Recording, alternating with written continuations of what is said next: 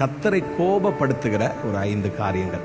முதலாவது, விக்கிரக ஆராதனை செய்யும் பொழுது கர்த்தருக்கு கோபம் வரும்.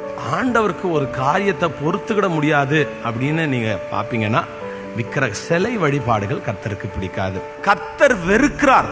இரண்டாவது, மகிமையை கர்த்தருக்கு கொடுக்காமல் மற்றவர்களுக்கு கொடுக்கும் போது கர்த்தர் உடனே கோபப்படுவார். நீங்க உங்க மகிமையை ஊழியக்காரனுக்கு கொடுத்தீங்கன்னா கூட கர்த்தர் அவர்களை நிர்மூலமாக்குவார். அநேக ஊழியக்காரர்கள் விழுந்து போனதற்கு காரணம் என்ன தெரியுமா? மகிமையை அவங்க எடுத்துக்கிட்டாங்க. உங்க கண்கள் கர்த்தரை தான் பார்க்கணுமே தவிர என்ன பார்க்கவே கூடாது.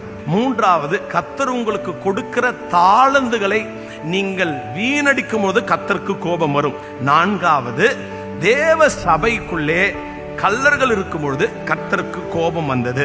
சபைக்குள் கலகத்தை உண்டு பண்ணும்போது கர்த்தருக்கு கோபம் வந்தது. கடைசியாய், நீதிமானுக்கு விரோதமாய் உன் கையை நீட்டும் பொழுது கர்த்தருக்கு உடனே கோபம் வரும். கர்த்தரை கோபப்படுத்துகிற காரியம் நம்ம வாழ்க்கையில் இருக்கக்கூடாது.